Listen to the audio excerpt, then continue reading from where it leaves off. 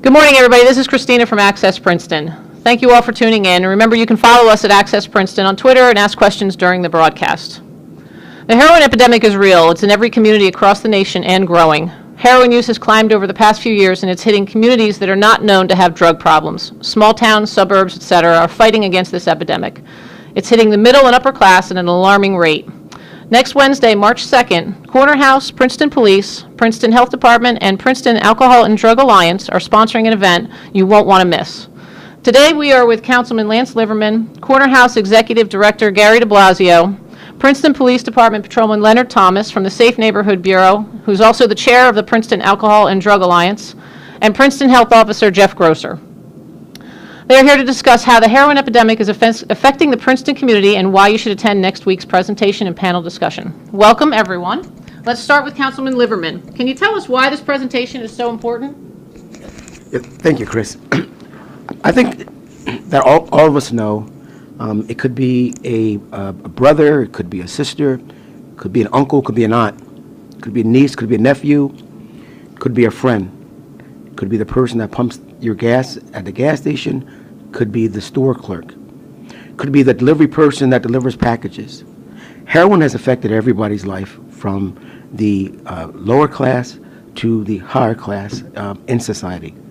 And we're trying to inform and educate so that you'll have tools, that I frame tools, to work with the epidemic if it pops up in your home, your friend's home, family's home.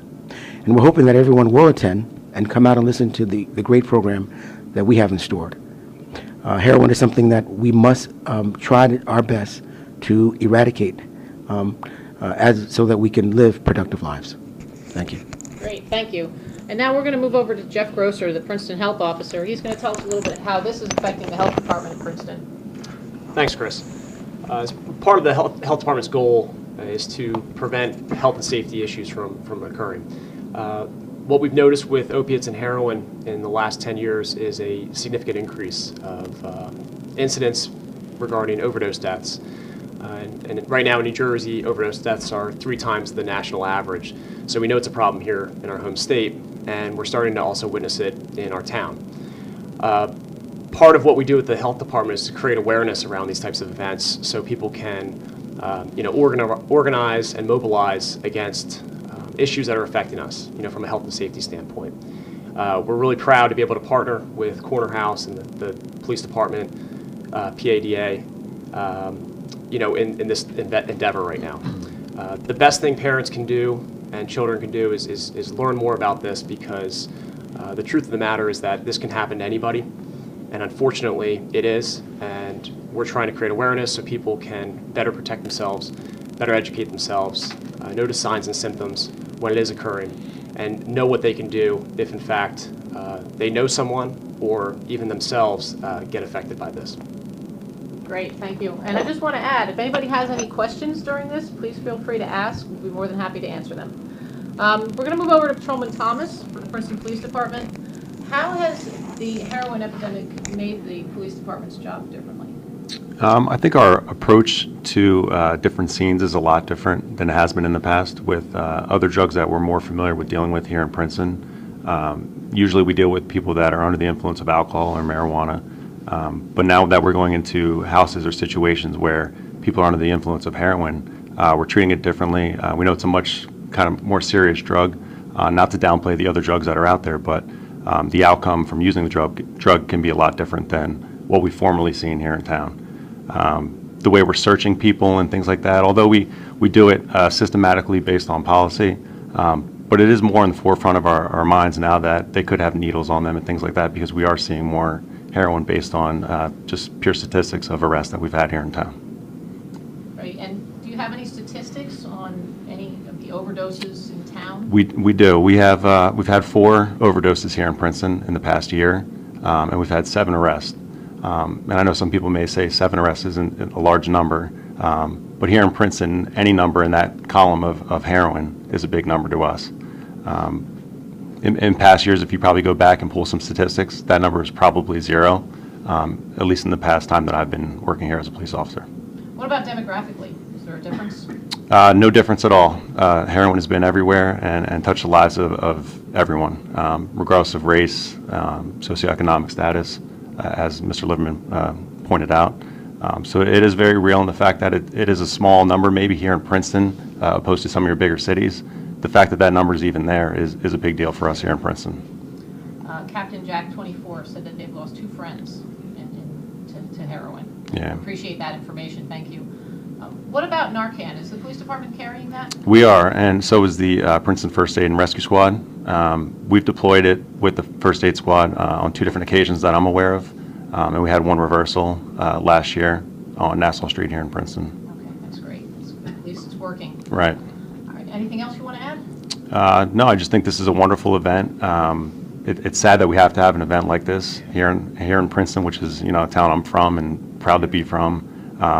But I'm happy that we're talking about it and there's a discussion going on. So I think that's a good thing. Great, thank you. And now we're going to move over to Gary DeBlasio, the Executive Director at Corner House. Can you tell us a little bit about Corner House, Gary? Sure. Thank you very much, Chris. Well, Corner House has been in the community since 1972, and it was actually begun by grassroots community organizers because of heroin and other drugs that were in the community and building in 1972. So we've come full circle. What we've seen at Corner House is that heroin was not one of the top drugs that we were treating until the last number of years, where it's moved into our number 3 spot. It usually was down in number 5, 6, or 7, but it has jumped up. Alcohol and marijuana are still our number 1 and 2. However, we know, people who are addicted to alcohol are 2 times more likely to become addicted to heroin, and people who are using marijuana are 3 times more likely. We experimented with an educational program about 10 years ago when our community was impacted by ecstasy, and we filled JW Auditorium, had over 500 people attend that, and after that event we definitely saw a significant decrease in the number of students and young people in the community using ecstasy. We're hoping that we have the same impact here with the heroin and opiate program. Heroin and opiates is just becoming the great equalizer among addiction for people. Anybody is likely to be using it. Our big concern is that parents who are hearing about this program are going to say, "Oh, that's not going to happen to me." And what we can tell you is that it's happening to everybody: rich, poor, immigrants, non-immigrants, families who are well-educated, not educated, from every background in the community. We're seeing this impact. So we're hoping that parents will not only come on their own, but will take 1 or 2 friends with them. We're spreading the word as much as we can. Great, thank you. I just want to backtrack a little bit. The heroin problem really originates from something else. What is the drug of choice that kind of leads people to the heroin? Prescription medications is typically opiates and prescriptions medications. A lot of the young people may be getting prescribed opiate for athletic injuries, for other injuries. They may be getting it from parents, grandparents, friends, neighbors, medicine cabinets, and it's an easy access drug because it's available at a lot of homes. So we really advise parents, family members, grandparents to make sure that if you have medications in the opiate class that you're locking them up, really any medications. And if you have them and you're not using them anymore, the Princeton Police Department and the PADA sponsor a box at the Princeton Police Station where medications can be dropped off and legally disposed of, no questions asked. You just dump them in the box. 24 hours a day. 24/7. Yes. Okay, great. Does anybody have any other thoughts or comments they want to make? No? No, I just want to thank you for taking the time to do this. I just want to thank you for taking the time to do this, and I think it's extremely important that we get the word out. I don't know if we said it. We'll say it again. It's March 2nd, between 7 and 9 p.m., Princeton High School. You enter through the back, the auditorium near the tennis courts, and we're looking forward to having a crowd. And it'll be an event that everyone can find something from this event.